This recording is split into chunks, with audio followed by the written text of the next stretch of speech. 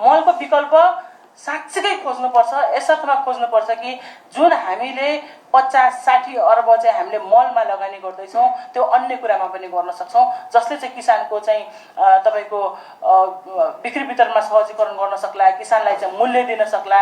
किसानको लागि जस्तै हामीले मूल्य निर्धारण गर्छौँ तर हामीसँग किन्ने मेकानिजम छैन, उद्योग मन्त्रालयसँग छ। सभापतिज्यूलाई पनि हजुरलाई पनि थाहा होला होइन, कस्तो छ भने इन्टरकनेक्टेड कुराहरू पनि हामीले कतिपय अवस्था स्रोतको अभावमा काम गर्न सकिरहेको छैनौँ। त्यसका निमित्त तपाईँ हामी पनि एउटा चाहिँ जनप्रतिनिधि भएको कारणले यो ठाउँमा आउँदाखेरि सबैजना जनताले केही न केही एक्सपेक्टेसन गरेको छ। हामीले पुलको काम गर्नुपर्छ। सरकारले राम्रो काम गरिराखेको छ भने त्यसलाई चाहिँ जनता समक्ष पुर्याउने काम पनि गर्नुपर्छ। जनताको समस्या चाहिँ सरकार समक्ष पुर्याउने पुल हो तपाईँ हामी भनेको। त्यो पुलमा काम गर्दै गर्दाखेरि कहिलेकाहीँ इन्फर्मेसन मिस हुन्छन् क्या। त्यो मिसइन्फर्मेसनले चाहिँ यति धेरै डिजास्टर क्रिएट गर्छ कि सरकार र जनता बिच चाहिँ मनमुटाव क्रिएट गर्छ। यो मनमुटाव क्रिएट नगरौँ।